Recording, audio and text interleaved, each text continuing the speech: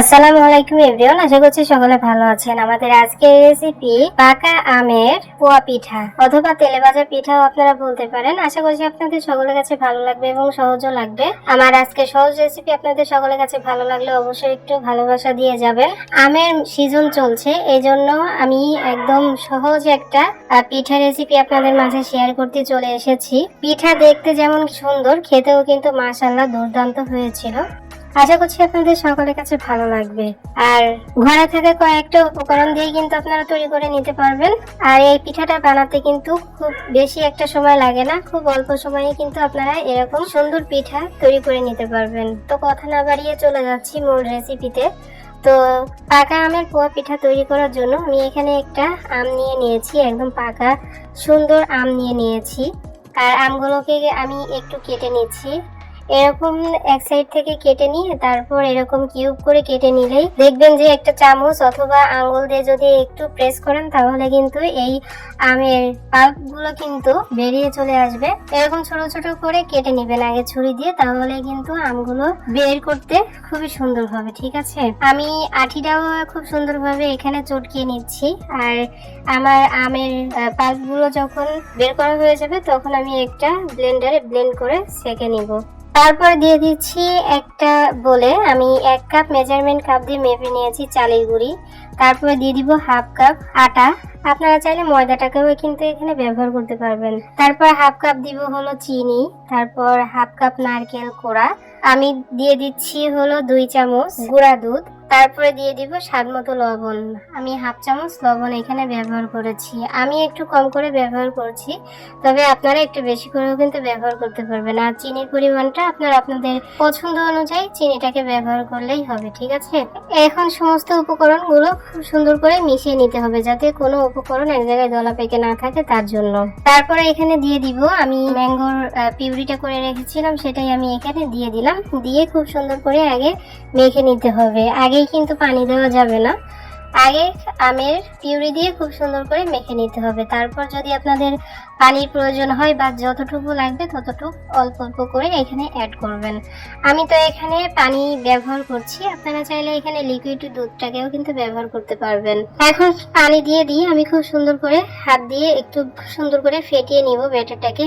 আপনারা এই ব্যাটারটাকে যত সুন্দরভাবে ফেটিয়ে নিতে পারবেন আপনাদের পিঠাগুলো কিন্তু ঠিক ততটাই সুন্দর হবে। এই পিঠার ব্যাটারের উপর নির্ভর করে আপনাদের পিঠাটা ঠিক কতটা সুন্দর হবে, কেমন হবে। আশা করি বোঝাইতে পেরেছি। আমি এখানে হাফ কাপ পানি ব্যবহার করেছি, অল্প অল্প করে আমার হাফ কাপ পানি লেগেছে।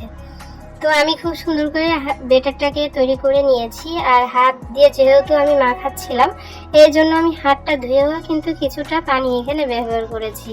তারপর আমি এখানে একটা চামচ নিয়ে তারপর আমি আবারও খুব সুন্দর করে একটু ফেটিয়ে নিচ্ছি। আমাদের পিঠার ব্যাটারটা যখন পারফেক্ট ভাবে গোলানো হয়ে যাবে আমি দেখিয়ে দিচ্ছি পিঠার ব্যাটারটা ঠিক কেমন হবে।